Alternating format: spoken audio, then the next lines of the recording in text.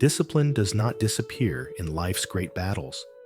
It unravels in the morning, the moment you choose to live by reaction instead of intention.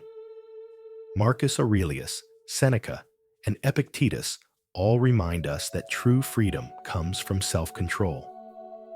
The question is, do you lead your day with reason or let the world decide for you? The hardest truth about your life is also the simplest. The day is already decided in the first few minutes after you open your eyes. You don't notice it, you don't plan it, but it happens. The first thoughts you let in when you wake up are not neutral. They shape your focus, your energy, and your character for the next 24 hours. You may believe that the quality of your life is determined by major events, career changes, relationships, financial success. But the Stoics would tell you that the real battle is fought and lost in the ordinary, invisible moments at the beginning of each morning. That's the paradox. The smallest choices, like what you do in the first 10 minutes after waking, create the largest consequences. If you are honest with yourself, you already know how this plays out. You roll over, reach for your phone, and instantly you are owned by someone else's agenda. Messages, headlines, social media feeds, all telling you what to think and how to feel before you have even stood up.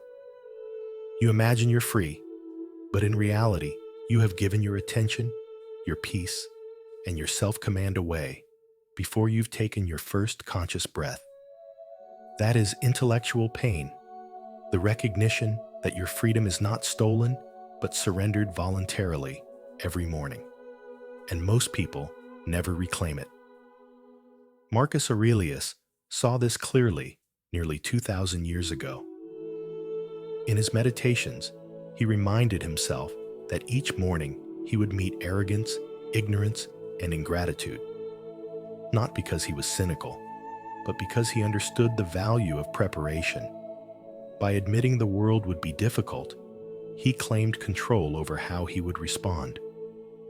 This is the first habit of a Stoic mind, not to wait for life to treat you kindly, but to begin each day already armed with clarity. Seneca echoed the same truth when he warned that people are not upset by external events, but by their judgments of those events. And the first judgments you make, the ones formed in those early minutes of the day, set the tone for everything that follows. The science agrees. Neuroscience now shows that the brain is most malleable in the first hour after waking. The thoughts you rehearse in that fragile window create neural pathways that become your automatic responses. Scroll through anger, and anger will define you. Begin with comparison, and envy will stalk you. Start with clarity, and clarity will strengthen your mind all day long. This is not philosophy only. It is biology at work. Yet it is exactly where most people fail, because they underestimate the power of beginnings. And this is why Stoicism remains more relevant today than perhaps at any point in history. You live in a world more distracting, more demanding, and more manipulative of your attention than Marcus Aurelius ever faced. If you cannot govern your first hour, you will not govern your day. And if you cannot govern your day, you cannot govern your life. The Roman Stoics were not concerned with abstract theories, but with how to live well amidst chaos. That begins, quite literally, the moment you open your eyes. If you find value here, subscribe. It's a small click for you, but it helps us share more timeless Stoic wisdom with the world. This channel is not about inspiration that fades, but about discipline that endures. If you are ready to reclaim your mornings, join us. Now ask yourself a simple question. Which is harder? A, controlling your thoughts, or B, controlling your emotions? Leave your answer below. The question matters because your mornings decide both. Thoughts first, emotions next, and then behavior. If you lose the opening move, you lose the whole game. And yet, there's a principle Marcus Aurelius lived by that most people ignore until it's too late. Have you ever noticed that it's not every event that makes you suffer, but the moment you allow it into your mind that your peace is lost? You imagine yourself a rational being, free to think clearly, yet every insult, every rumor, every trivial distraction enters your mind without resistance. You wake each day believing your thoughts are your own, but by noon, you are repeating the anxieties of others, defending yourself against words that should never have gained entry, and replaying images that serve no purpose but to weaken you. The paradox is obvious. You call yourself free, but you treat your mind as if it were public property. The Stoics compared the mind to a citadel, a fortress designed to withstand siege. Marcus Aurelius wrote, "The mind free from passions is a fortress, and no stronger place of refuge exists." A fortress has gates, walls, and guards. But what use are they if the gates are left wide open? You may think of yourself as disciplined, but the question is not whether you have walls. It is whether you guard the gates. Each time you open your phone before deciding the state of your own thoughts, each time you dwell on gossip or replay criticism in your head, you are handing the keys of your fortress to strangers. The danger is not simply distraction. The danger is that your identity becomes shaped by whatever manages to enter. Seneca warned of this when he observed that we suffer more often in imagination than in reality. He was not condemning imagination itself, but its misuse. When you let unfiltered impressions invade your mind, your imagination multiplies them into endless worries, and soon you live in a storm created by your own negligence. Epictetus was more severe. He told his students, "When someone provokes you, know that it is your judgment that provokes you." He meant that the world does not reach your peace directly. Only through your own judgment does anything gain access. The responsibility, then, is yours. You are the sentinel. If you stand aside, everything enters. This is intellectual pain. Realizing that you often betray yourself before the world even has the chance. You blame others for disturbing your peace, but the truth is that you left the door unlocked. A Stoic accepts that he cannot control the actions of others, but he never accepts surrendering control over his own gates. In practice, this means beginning your morning with deliberate clarity. Ask yourself, what do I allow inside today? Not what do I hope for, not what do I fear, but what do I consciously permit? Like a guard checking credentials at the gate, you must examine each impression, each thought, before it enters. If it serves no purpose, deny it entry. This is not an argument for detachment from the world, but for intelligent boundaries. Just as a fortress allows allies inside but bars enemies, your mind must distinguish between what builds strength and what breeds weakness. Criticism can be useful if it sharpens your judgment.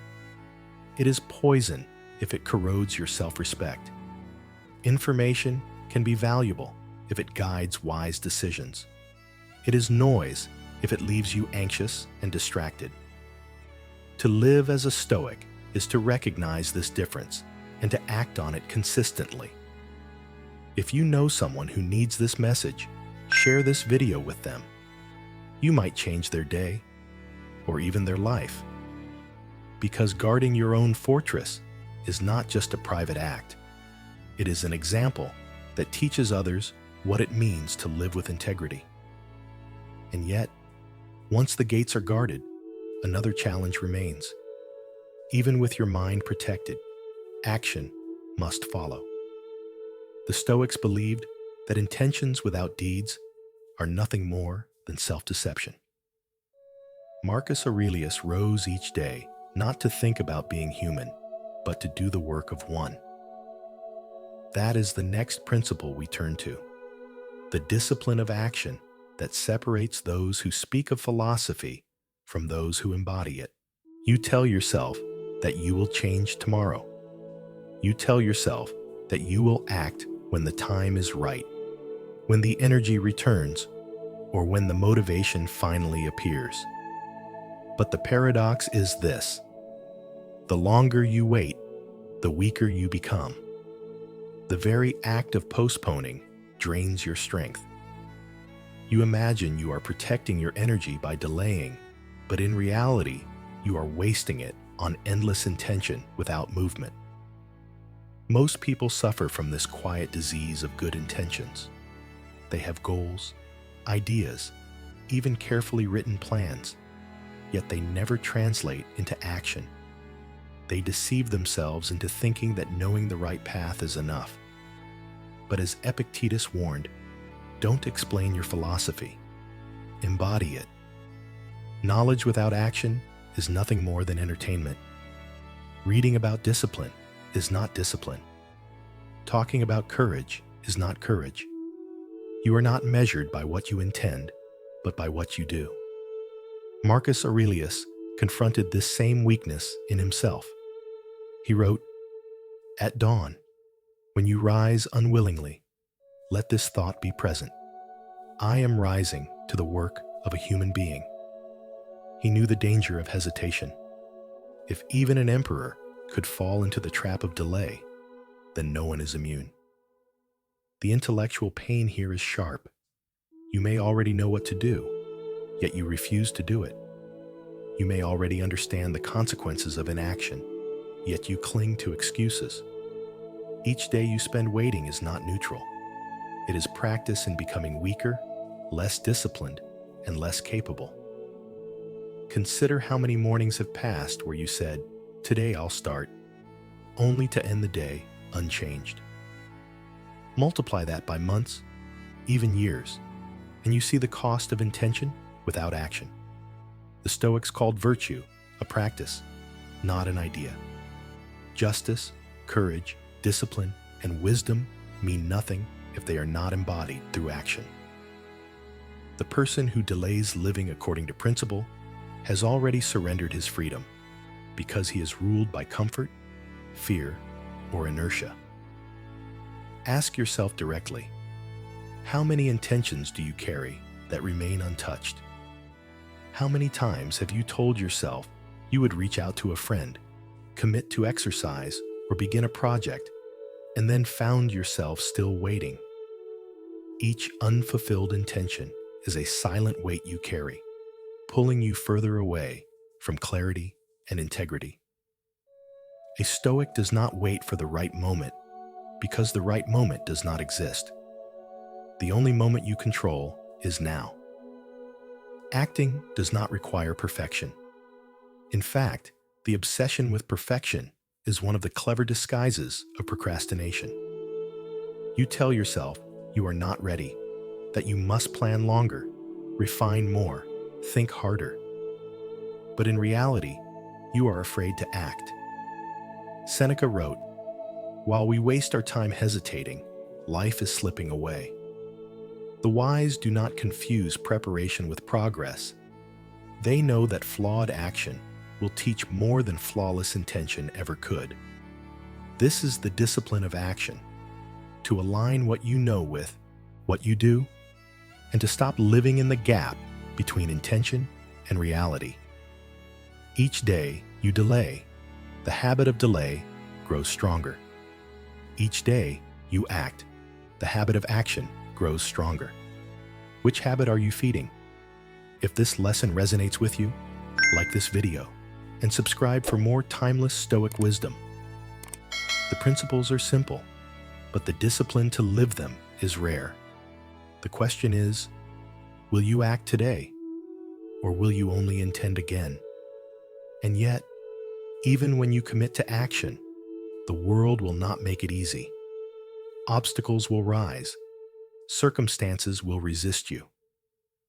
The next step is to understand how the Stoics turned every challenge into fuel for growth. Marcus Aurelius captured it in one powerful line: "What stands in the way becomes the way." This principle changes everything, and it is where we go next.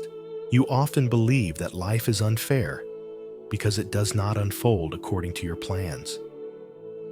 Yet the paradox is that the very obstacles you resist are the ones shaping the strength you claim to lack.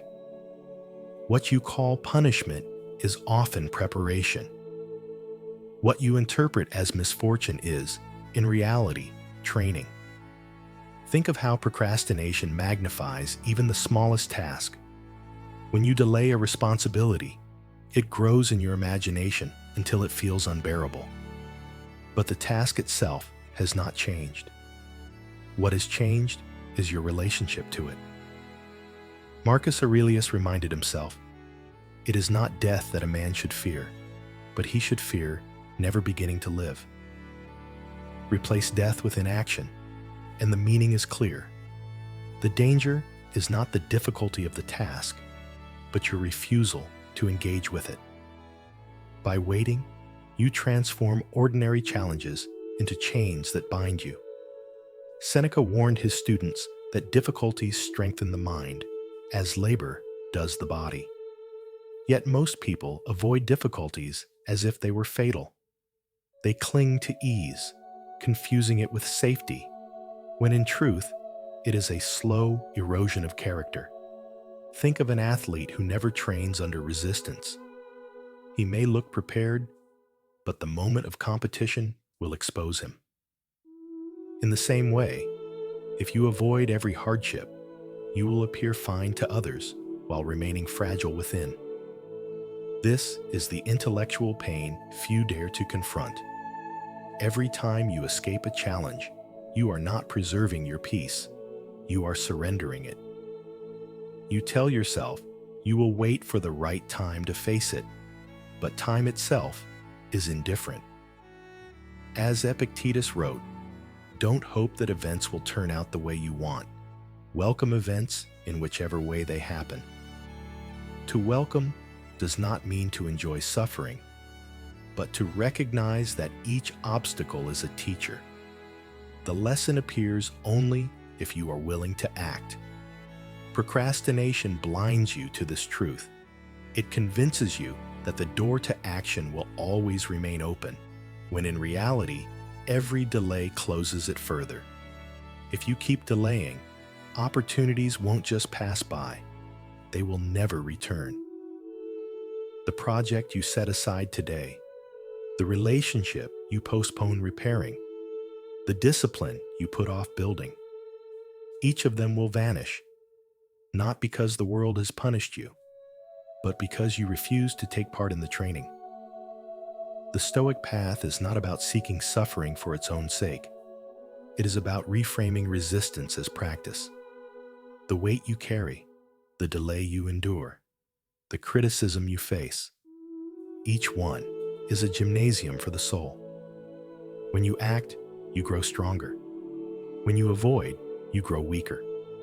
The choice belongs to you every single day. And so the question is simple. Do you view today's obstacle as a sentence or as a lesson? Your answer decides not just your mood, but your destiny. Next, we'll turn to a principle that gives clarity even in this struggle, the mindset of gratitude. The Stoics believed that the power to see abundance in the midst of difficulty was not naive optimism, but the very foundation of resilience. Understanding this perspective will transform how you end each day and prepare for the next. Each day ends, whether you have used it wisely or wasted it. That fact alone should give you pause. The Stoics believed that the closing of the day was not a signal to forget, but an opportunity to examine. Gratitude and growth were not optional additions to life. They were the very habits that allowed a person to live with clarity and direction. You cannot control the length of your days, but you can control their quality. And quality is built not in rare triumphs, but in small, daily practices. Think for a moment about how you typically end your evenings. Do you collapse into bed, scrolling through noise that leaves your mind restless? Or do you carry the weight of unresolved frustrations until sleep overtakes you? If that is your pattern, then you are letting the world close your day for you. The Stoic alternative is to close your day yourself, with reflection and with gratitude. By doing so, you reclaim ownership of both your time and your mind. Seneca described this practice in detail. He wrote, "When the light has been taken away and my wife has fallen silent, I examine my entire day, measuring my deeds and words." This was not a ritual of guilt, but of refinement. Reflection gave him the chance to learn from mistakes without being crushed by them, and to see progress without being blinded by pride. The lesson is simple but difficult. You do not grow by accident. You grow by deliberate review. Gratitude plays a central role in this process. You live in a culture that constantly points to what is missing. It is easy to fall asleep, worrying about what you did not achieve, or what others seem to have achieved more quickly. But gratitude interrupts this cycle. Epictetus reminded his students that he is a wise man who does not grieve for the things which he has not, but rejoices for those which he has. When you deliberately notice what remains, what is present, and what still supports you, you end the day with abundance instead of scarcity. This practice has practical value. Neuroscience confirms that gratitude shifts attention from anxiety to clarity, from loss to opportunity. Reflection, combined with gratitude, prevents wasted experience. The mistake you made becomes a lesson rather than a wound. The delay you endured becomes patience rather than frustration. Even the smallest progress is magnified because you have acknowledged it. Over time, this habit compounds, just as a small amount invested daily grows into lasting wealth. You will not notice the change immediately, but weeks and months of reflection and gratitude will alter the trajectory of your character. The danger of neglecting this practice is subtle but severe. If you allow your days to close without thought, you carry unresolved failures into the next morning. If you refuse gratitude, your mind becomes trained to notice only scarcity. In both cases, you surrender growth. And once lost, those opportunities never return. A day not reflected upon is a day wasted. So as each evening arrives, take a few quiet minutes. Review your choices with honesty, extract the lessons they offer, and acknowledge what remains to be thankful for. In this way, you end the day better than you began it. Your mornings may set the tone, but your evenings secure the lesson. In just one sentence, share the Stoic habit you apply every day. At the heart of this video lies a simple yet powerful truth. Your days are not shaped by chance, but by the routines, choices, and principles you carry from morning to night. The first hour frames your focus. Your inner fortress guards your peace. Action distinguishes intention from reality. Challenges refine you rather than punish you.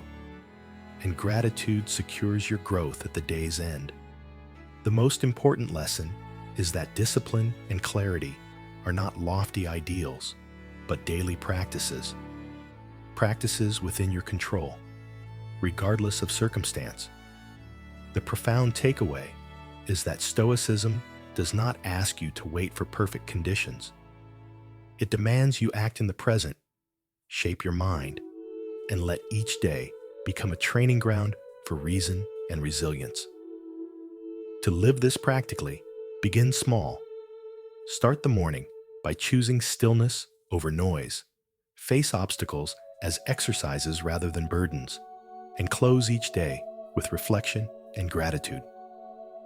These are not abstract theories, but concrete habits that, once repeated, transform character and direction.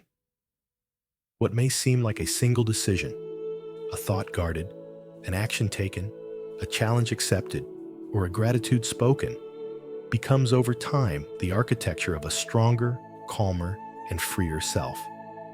And yet, the deeper reflection remains. Are you living each day as if it were preparing you for the life you say you want? Or are you postponing growth to some vague future that may never arrive? Every moment you choose is training your mind for something: strength or weakness, clarity or confusion.